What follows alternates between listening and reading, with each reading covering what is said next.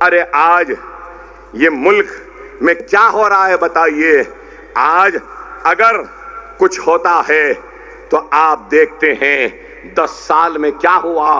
Love जिहाद, घर वापसी, रामजादी या फिर हरामजादे, JSR के नारे, mob lynching, beef ban, beef के नाम पे लिंचिंग, ट्रिपल तलाक, फिर उसके बाद निशाना अगर क्या तो मुसलमानों के मसाजिद, मुसलमानों के शरीयत, निशाना अगर कुछ तो क्या कि किस तरीके से निसाब को बदल लें, तारीख को मस्क कर दें, मिटा दें। अगर कुछ है तो बुलडोजर है, बुलडोजर चले जाते हैं। CAA NRC है और मुसलमानों का एनकाउंटर है, जुडिशियल कस्टडी में है, पुलिस कस्टडी में है। अतीक को, उसके भाइयों को हथकड़ियां हाथ में, कोई आते हैं और गोलियां मार कर चले जाते हैं। अब नया फितना, वक्फ एक्ट, कॉमन सिविल कोड, और फिर यहां के चीफ मिनिस्टर जो साबिका मौजूदा डिप्टी चीफ मिनिस्टर कहते हैं कि वोट जिहाद। क्या है बताओ? क्या मुल्क का मसला वोट जिहाद है? क्या मुल्क का मसला हमारी बच्चियों का, हमारी माओं का, बहनों का हिजाब है? क्या मुल्क का मसला बीफ बैन है? क्या?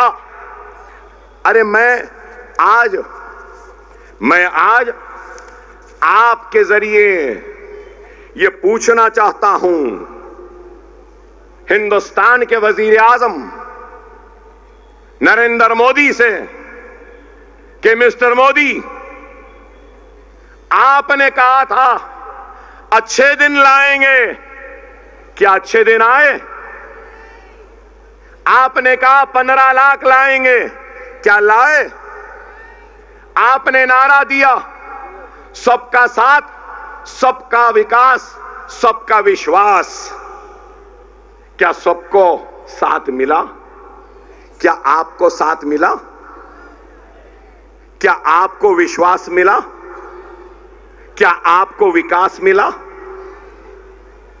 आप बताइए। चलो नारे ही सही, नारे तो लगा रहे थे, ठीक है, लेकिन अमली काम क्या किया? आज इस मुल्क का सबसे बड़ा मसला हिजाब नहीं है। इस मुल्क का सबसे बड़ा मसला अगर कुछ है तो वो बेरोजगारी का है। इस मुल्क का सबसे बड़ा मसला है तो घर वापसी या बीफ के नाम पे मारना पीटना नहीं है। इस मुल्क का सबसे बड़ा मसला है तो महंगाई का है। पेट्रोल महंगा, डीजल महंगा, गैस का तेल महंगा, दाल महंगी, आटा महंगा, चावल महंगा, बैगन महंगी, आलू महंगी, प्याज महंगा। मगर मोदी को क्या है?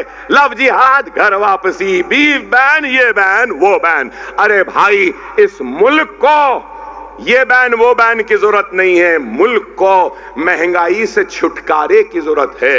मुल्क को बेरोजगारी खत्म करने की जरूरत है। इस मुल्क को अगर किसी चीज की जरूरत है तो हमारी इकोनॉमी को अच्छी करना है, रुपये के गिरते हुई खदर को उठाना है। मोदी साहब 70 में हैं, लेकिन डॉलर 84 रुपये तक चले गया। यही बोले थे मनमोहन सिंह को। मनमोहन सिंह साहब, आपकी उम्र के बराबर हो गया डॉलर, और मैं आज कह रहा हूं मोदी साहब, आपकी उम्र से बहुत ज्यादा हो गया डॉलर। इसकी फिक्र करो। नहीं, किसान जो हमारी इस मिट्टी को जोता है, बोता है और अनाज देता है, जिसके जरिए हम अपनी भूख को मिटाते हैं, वो किसानों की खुदकशी इस मुल्क का बड़ा मसला है। क्या है या नहीं बताइए? 10 साल में कोई मीडिया ये नहीं बताता। हां, अकबर ओवैसी घड़ी देख ले तो बताएगा। यूं देख लियो, घड़ी देखे अरे मेरे घड़ी देखना ना देखना ये मसला नहीं है। 1,12,000 किसानों ने 10 साल में खुदकशी की है। 20,000 महाराष्ट्र में किसानों ने खुदकशी की है। ये मसला है। अपने टेलीविजन पे ये बताओ ना। मिस्टर मोदी, इस पर कुछ तवज्जो दो ना। नहीं देते। किसानों की आमदनी को डबल करूंगा, क्या हो गया? Women security. देखिए, आपको सुन के हैरत होगी। यहां पे मेरी मां बहनें बैठी हैं। आपको मालूम कितने रेप्स होते हैं? 30,000 रेप होते हैं। ये रिपोर्टेड है। अनरिपोर्टेड पता नहीं कितने। हर साल 30,000 रेप।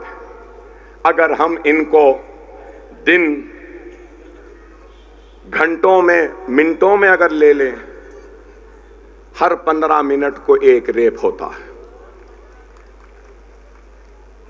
तो आप बताओ, औरत, हमारी मां, बहन, बेटी आज इस मुल्क में महफूज नहीं। रेप को कम करने के इक़दामात नहीं, रेपिस्टों को सजा देने की बात नहीं, रेप करने वालों को डराने की बात नहीं, मगर मुसलमान बच्चियों को हिजाब के नाम पर तालीम और अपने इस कॉलेज को जाने से रोकते जरूर हैं। अगर मेरी बच्ची पढ़ लेती है तो क्या गुनाह कर रही है? बाहिजाब लड़की अगर कॉलेज को जाती है तो क्या गुनाह है? अरे तुम रेपिस्टों को नहीं रोकते, लेकिन हिजाब के साथ पढ़ने जाने वाली बच्ची को रोकते हैं। आप बताइए कि 16 लाख हिंदुस्तानियों ने इंडियन सिटीजनशिप छोड़ दी। क्या मोदी को इसकी फिक्र है? नहीं है। इनको फिक्र है तो क्या? वक्फ एक्ट, वक्फ बोर्ड की जमीन ले लो। अरे मेरे भाई, वक्त नहीं है। अगर वक्त होता ना तो कांग्रेस की तारीख को भी खोल के रख देता। एक नई बहस छिड़ जाती। मैं उस बहस में जाना नहीं चाहता कि 70 बरस में किसने क्या किया, 10 बरस में इसने क्या किया। मैं ये समझूंगा कि ना उसमें ना इसमें कुछ फर्क है। अगर उन्होंने काम किया होता तो अल्लाह की कसम आज हमारे ऊपर ये जालिम मुसल्लत ना होते, ये जुल्म ना होता, ना इंसाफी ना होती।